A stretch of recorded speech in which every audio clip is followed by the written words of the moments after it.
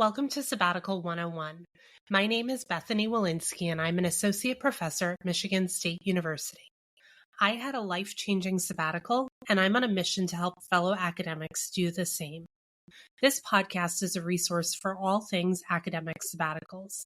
Each episode will provide you with inspiration and insight into the sabbatical planning process, regardless of your institution, discipline, length of sabbatical, or where you plan to sabbatical. I'm so excited to have you along for the ride. Hey everyone. Today I want to talk to you about what people actually do on their sabbaticals. So I talk to a lot of academics about their sabbaticals, and a question that often comes up is something like, what should I actually do on my sabbatical? When people ask this, they're often puzzling over what type of academic work they should plan to accomplish during their time away. And I find that the question usually comes from one of two places. The first is a place of concern or wonder about what the bar is for how much work one should accomplish during a sabbatical. The smart, successful, and highly motivated academics I work with are often concerned they'll be perceived as slacking off or not working enough during their sabbatical, even though they typically have a very long list of projects to accomplish. The second reason people ask this question is usually because they're at a point in their career where they're reevaluating their goals and priorities. So in this case, the what should I actually do on my sabbatical question is more of a philosophical one. It's about how to focus one's time and energy when you're unsure whether the path that got you to tenure in a sabbatical is still right for you. So if you're planning or thinking about a sabbatical, and you're wondering what people even do on sabbatical, the first thing I'll tell you is that you probably don't need to do all the things you think you need to do. Most of the academics I work with have very high expectations for what they'll accomplish during sabbatical, which leaves little time for much needed rest and rejuvenation. So, my first piece of advice is to take your list of what you want to do on your sabbatical and try to remove a few things from it. I can almost guarantee you'll find some relief and spaciousness if you take just a couple things off of your to-do list. The second thing I recommend you do is figure out the purpose of your sabbatical. So in my sabbatical coaching program, we never start with the to-do list because planning a transformative sabbatical requires first identifying your sabbatical purpose and priorities. After that, you can create a plan that's aligned with your purpose and priorities, and you can start thinking about your goals.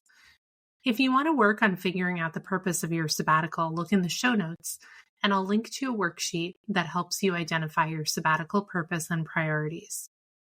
Now, once you're clear on the purpose of your sabbatical and your personal and professional priorities, then you can start to determine your goals for sabbatical. When it comes to professional goals for a sabbatical, many of us don't realize all the possible options for a really successful sabbatical. We often limit ourselves to thinking about publications and grant proposals as kind of what counts as productive sabbatical work. But really, there are so many different ways you can advance your scholarship during your sabbatical. So, without further ado, I want to give you a list of ideas that might help you think about all the different ways a sabbatical can look and how you might redefine for yourself what productivity during your sabbatical looks like. And as an aside, I also think it's totally fine if you want to do just, one thing or very little work on your sabbatical. A big part of the purpose of sabbatical, from my perspective, is to rest and get ready for what's next in your career. Now, a word of caution about this list. I'm also definitely not recommending that you do all these things or even close to all these things during your sabbatical. This list is a starting point to get you thinking about the possibilities for the kind of work you might do on your sabbatical. And I give you this list because I found that in my conversation with my clients, people are often surprised that certain things kind of count as productive work during a sabbatical. So the idea is to kind of pull back the curtain and share with you the things that my clients have done on their sabbaticals so that you can feel great about and confident about the decisions you're making about your sabbatical choices. So listen to this list, and you can also find it if you want to see the written version. Head over to my website and look at the blog, and I have it listed there as well. And what you'll do is you'll choose the professional goals that make the most sense for you based on where you are in your career, what you've identified as priorities for your sabbatical, and what matters most to you in this season of your life and career. So, here are some ideas for professional projects during a sabbatical. The first category is research and writing. So you might work on a book project. It could be writing or completing a scholarly book based on previous research. You may also just be writing a book proposal or drafting a few chapters that will go into a future book proposal. You might also just be trying to connect with publishers. You could think about publishing articles. So you might publish or submit one or more journal articles from an existing dataset or project. You might work on some grant writing. That could be developing a major research proposal for external funding or identifying the grants that you want to apply for in the next 2 to 3 years. You could focus on dissemination. You might give in-person or virtual talks or workshops about your research and findings. Another research and writing activity is reading. Okay, so this is an important part of the research process. And we often don't have a lot of time to sit and read books and articles that are in our field of study when we're engaged in all of our regular work activities. So kind of updating your knowledge of your field is a great activity for your sabbatical. You might also start new research during your sabbatical. That could mean conducting field work. So maybe you're doing empirical research, archival work for a new project. You might be starting a new collaboration. You might be partnering with colleagues at another institution. And collaborating could look like creating new relationships, strengthening existing ones, and maybe not actually doing research together yet. Or you might actually be doing a collaborative research project. Another thing you might focus on is developing a new research agenda. So that might entail reading, meeting with colleagues, and just generally spending some time thinking about some possible new directions for your research. You might not actually do this new research on sabbatical, but you could use your time to sort of map the field and identify the direction or directions you'd like to take your new project. You might also use your sabbatical for some curriculum development. So you might work on revising a course you currently teach, designing a new course, creating or revamping a program.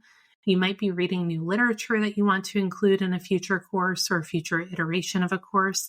Or you might attend a workshop or do some professional development around teaching to get new ideas, new pedagogical ideas. Finally, you might want to engage in some professional development. So you could work on learning new methods or theories. You could attend workshops or enroll in a training program or simply read about a method that you're interested in trying out.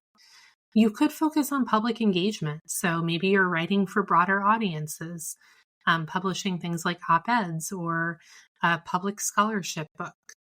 You might also be identifying the next steps for your career. Again, most of the time we get to tenure and sabbatical and we've been on this hamster wheel where it's just everything has been focused on doing what you need to do to get tenure. And so this is a really good time to pause and take a step back and spend some time mapping out the next 3 to 5 years of your career. What do you want to be working on? What are your professional goals? How will you achieve them? So these are only just some of the possibilities for really amazing and productive sabbatical projects. And again, you're definitely not going to do all of these things, but I hope that you've gotten some sense of kind of the landscape of what's possible.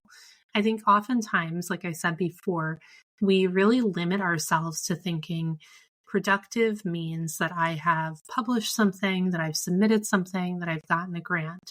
And yet we need to kind of look beneath the surface of productivity and remember that there are lots of different ways to be productive and lots of things that you can productively do during a sabbatical that can really set you up for coming back from sabbatical with new energy, insight, and potentially a new or refined vision for your research.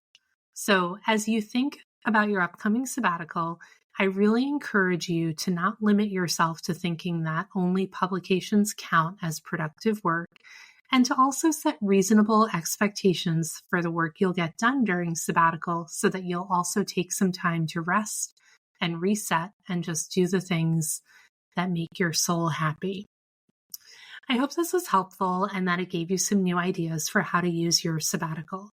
As always, if you're interested in talking about sabbaticals, I always love to hear what you have to say. So head over to my website, www.bethanywolinsky.com, and you can read all about the programs that I offer for sabbatical planning. And you can also book a 30-minute discovery call with me. And basically what we do on that call is I hear about your sabbatical. I ask you some clarifying questions, and then I tell you about what I'm offering, and we see if we're a good fit to work together. So I'd love to hear from you. I'm going to be taking a break next week for spring break, but I will be back around mid-March with another podcast episode. Have a great couple weeks. I hope you found this episode of Sabbatical 101 helpful and inspirational as you think about your own sabbatical. If you want to read more about sabbaticals or get even more support for planning your own life-changing sabbatical, head over to my website, www.bethanywolinsky.com, to read my blog and for more information about my sabbatical coaching program.